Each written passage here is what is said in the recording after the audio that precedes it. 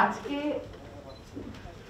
এমন সময় আপনাদের সাথে কথা বলছি যখন আমাদের শেরপুরে প্রচন্ড বন্যা, আর মানুষ বলছে এরকম বন্যা আগে কোনোদিন দেখিনি। ঠিক এর আগে গেল নোয়াখালীতে বন্যা, তখন মানুষ বলল এরকম বন্যা আগে দেখিনি।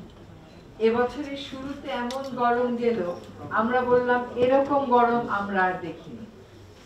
এটাই জলবায়ু পরিবর্তন। আমরা এমন একটা উন্নয়নের দর্শন, উন্নয়নের মতবাদকে আপন করে নিয়েছি যে ওই উন্নয়নের দর্শন আর ওই উন্নয়নের মতবাদে পরিবর্তন না আনলে জলবায়ু পরিবর্তনের হাত থেকে আমরা বাঁচতে পারবো না। এখন আমাদের যখন প্রথম বন্যাটা হলো নোয়াখালীতে, তখন বলল যে আমন ধান ক্ষতিগ্রস্ত হয়ে গেছে, যদি 22 তারিখের মধ্যে আমন ধান লাগানো যায় তাহলে আমরা আমন পাবো। কিন্তু এখন তো মুশকিল হয়ে গেল, কারণ 22 তারিখের মধ্যে বন্যা চলে গেল, পানি তো আর নামে না। কারণ হচ্ছে নোয়াখালী যেহেতু সমুদ্রের পাড়ে, সমুদ্র থেকে জোয়ার আসে আর এদিকে সব খাল বিল ভরাট করে ফেলা হয়েছে। এরকম বন্যা যে হবে এটা কেউ ভাবেইনি কখনো। এখন খাল বিল দিয়ে যে পানি নামবে, সেই পানি নামার উপায় নেই, সবার বাড়িতে আঙিনা একটু একটু করে পানি জমে আছে। আরেকটা বড় বিপদ হলো বীজ পাওয়া যাচ্ছিল না। এই যে আজকে আপনাদের মধ্যে একজন পুরস্কার পেলেন, যিনি স্থানীয় সবজির বীজগুলো উনি সংরক্ষণ করেন। তো এই কাজটা যদি আমরা ঘরে ঘরে করতাম, এলাকা ধরে ধরে করতাম, মৌজা ধরে ধরে করতাম, তাহলে আর সরকারকে এই অসহায়ত্বের মধ্যে পড়তে হতো না যে আমি বীজ পাই না। কিন্তু আমরা তো বীজ দিয়ে দিয়েছি সব কোম্পানির হাতে, নিজেরা যে বীজ সংরক্ষণ করব এই কাজটা তো করিনি। এই জন্য তো কাউকে অনুপ্রাণিত করিনি, কাউকে উৎসাহ দেইনি। আজকে আপনাদের যে প্রকল্পটা, এই প্রকল্প এই ছোট ছোট কাজগুলোকেই আসলে এক করছে। এটা খুবই গুরুত্বপূর্ণ। আপনার কাছে মনে হতে পারে খুব ছোট, কিন্তু আপনার এলাকায় যখন একটা বড় দুর্যোগ ঘটবে, দেখবেন আপনার কাছেই লোকে আসবে সাহায্যটা চাইতে। আগামী মাসে বিশ্বের সব নেতারা এক হবে এই যে জলবায়ু পরিবর্তনের ঝুঁকির মধ্যে থাকা গরিব দেশগুলোকে কেমন করে সাহায্য করা যায়, উন্নয়নশীল দেশগুলোকে কেমন করে সাহায্য করা যায়। কারণ উন্নত বিশ্বই তো আসলে বেশি তেল পোড়ায়, বেশি গ্যাস পোড়ায়, এই জন্যই তো এই অবস্থা। সুতরাং আমরা বলছি যে তোমাদের একটা ঐতিহাসিক দায় আছে, তোমাদের জন্য আজকে পৃথিবীর এই বিপর্যয়, তোমরা এখন এটাকে সারিয়ে দাও, আমাদেরকে টাকা দাও। লস এন্ড ড্যামেজ বলে একটা ফান্ড আছে, সেই ফান্ডে টাকা দেবে। এখনো পর্যন্ত উন্নত বিশ্ব জলবায়ু পরিবর্তনে ভুক্তভোগী দেশ যারা আছে, আমাদের মতো নিম্নাঞ্চল, তাদেরকে যে পরিমাণ টাকা দেওয়ার কথা তার ধারে কাছেও দেয়নি। ওরা কেবল যায় বড় বড় সম্মেলনে বড় বড় কথা বলে, কিন্তু আসলে সে টাকাগুলো তারা সেই পরিমাণে দেয়নি। কিছু কিছু দেশ তার ব্যতিক্রম আছে, যেমন সুইডেন। সুইডেন কিন্তু যে পরিমাণ টাকা দেওয়ার কথা সেরকম টাকা দেয় এবং সেরকম সাহায্যটা করে। এখন এই যে আজকে প্রাকৃতিক দুর্যোগ বলেন আর জলবায়ু পরিবর্তনের কারণেই বলেন, যে কারণেই হোক না কেন, সবচেয়ে বেশি ক্ষতিগ্রস্ত কি হয় জানেন? মা।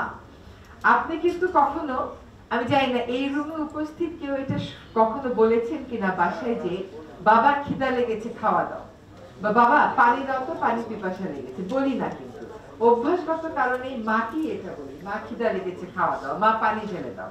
তো যখন এরকম একটা প্রাকৃতিক দুর্যোগ হয় তখন মা জানে অসহায়ত্বটা, কারণ তার বাচ্চার মুখে প্রতিদিন সেই খাবারটা তুলে দেয় এবং সে জানে যে 3 বেলা সে আর খাবার দিতে পারছে না।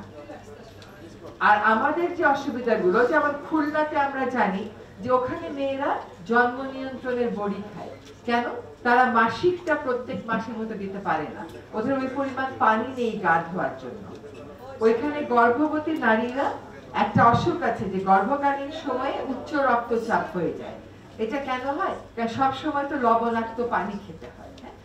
আমাদের চতুর্দিকে প্রচুর পানি, কিন্তু আমাদের আসলে খাবার পানি নেই। এই বাস্তবতাতেই আমরা আছি। আমরা অনেক বড় বড় কথা বলি, কিন্তু ছোট ছোট কাজগুলো যে জাতির সমস্যার সমাধান করতে পারে সেটা আপনাদের আজকের এই উদ্যোগটা দেখে বোঝা গেল। যেমন ধরেন আপনারা এখানে মিডওয়াইফের কথা বলেন, ধাত্রী। আমরা বন্যা দুর্গত এলাকায় কোথায় নিতে নিতেই তো মানুষের কত খারাপ অবস্থা হয়ে যায়। আপনাদের সামনে এখন কথা বলছি, এই সময় আমাদের খুলনা যশোর এলাকাতে ভবদহ বলে একটা এলাকা সম্পূর্ণ পানির নিচে। বিল ডাকাতিয়া সম্পূর্ণ পানির নিচে, এগুলো চলছে 80-র দশক থেকে, এগুলোর কোনো সমাধান হয়নি। সেখানেও নারীদের এরকমেরই সমস্যা। এক পর্যায়ে যদি আমরা সমাধান করতে না পারি, তাদেরকেও হয়তো ভাবতে হবে তারা এই জায়গা থেকে তো জীবন জীবিকা চালাতে পারছে না। তো এই যে ছোট ছোট সমস্যাগুলো, স্থানীয় পর্যায়ের সমস্যাগুলোকে জাতীয় পর্যায়ে নিয়ে আসা, আর জাতীয় পর্যায়ের মানুষকে ভাবতে শেখানো যে এই সমস্যাগুলোর সমাধান করতে হবে, আমাদের রাষ্ট্র সেভাবে অনেক বছর যাবতীয় পরিচালিত হয়নি।